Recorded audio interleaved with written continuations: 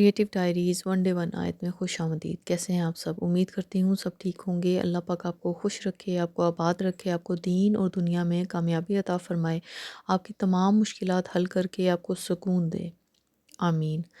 آج ہم سورہ بقرہ کی آیت 36 کی ٹرانسلیشن کریں گے اور اس کو سمجھ کر پڑھیں گے اور دیکھیں گے کہ قرآن پاک ہر روز کس طریقے سے ہماری زندگی کا مکمل حصہ بن سکتا ہے اور ہم اس سے ہر روز کچھ نہ کچھ سیکھ سکتے ہیں۔ تو شروع کرتے ہیں۔ بسم اللہ الرحمن الرحیم۔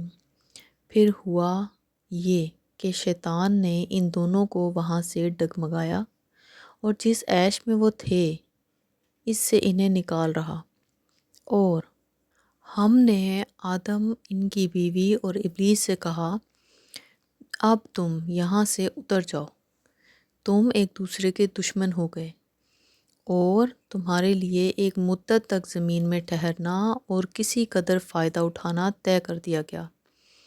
یہ سورہ بقرہ قرآن پاک کی دوسری سورت ہے۔ آیت 36، پہلا پارہ رکوع چوتھا اور سورہ رکوع چوتھا ہے۔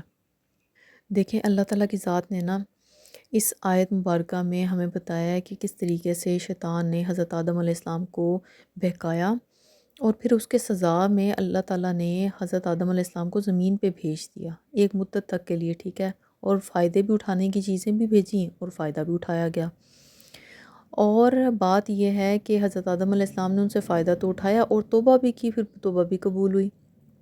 اصل جو چیز وہ سمجھنے کی ہے وہ یہ ہے کہ ہمیں دیکھنا ہے کہ ہم آدم علیہ السلام کی اولاد ہیں اور آج بھی شیطان ہمارا دشمن ہے، ٹھیک ہے۔ یہ جو بھی ہمارے دنیا کے اندر معاملات ہیں اور اس کے اندر نیگیٹیوٹی ہے وہ کس کی کریٹ کی ہوئی ہے؟ وہ شیطان کی کریٹ کی ہوئی ہے۔ اصل میں ہمارا جو دشمن ہے وہ شیطان ہے، اور وہ ہمارے لیے جال ڈیفرنٹ طریقے سے بچھاتا ہے ہر سچویشن کے حساب سے۔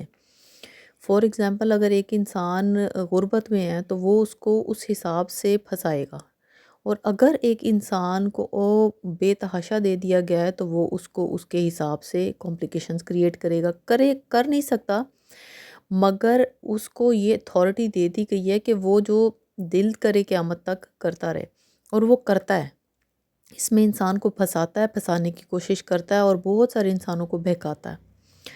اگر ہم اس دشمنی کو سمجھ گئے تو اللہ تعالیٰ کے ساتھ کنیکشن بنانے میں کامیاب ہو جائیں گے، اللہ تعالیٰ کو سمجھنے میں، اللہ تعالیٰ تک پہنچنے میں کامیاب ہو جائیں گے۔ ہمیں یہ پتہ چل جائے گا کہ ہر سچویشن جو ہمارے سامنے آتی ہے وہ کسی اور کی کریٹ کی ہوئی نہیں ہے، وہ نیگیٹیوٹی لوگوں کی کریٹ کی ہوئی نہیں ہے۔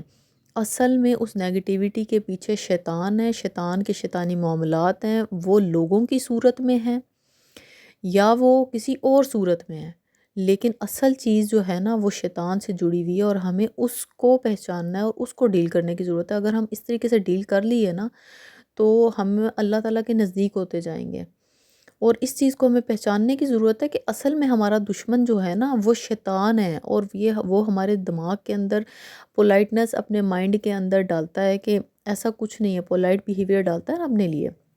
ہم تو چھوٹے چھوٹے بچوں کو اللہ معاف کرے کہہ رہے ہوتے ہیں کہ دیکھو کیسے شیطانی کر رہا ہے شیطان بچہ، کبھی بھی نہیں، کبھی بھی ہرگز نہیں بولنا چاہیے، ہرگز نہیں کہنا چاہیے۔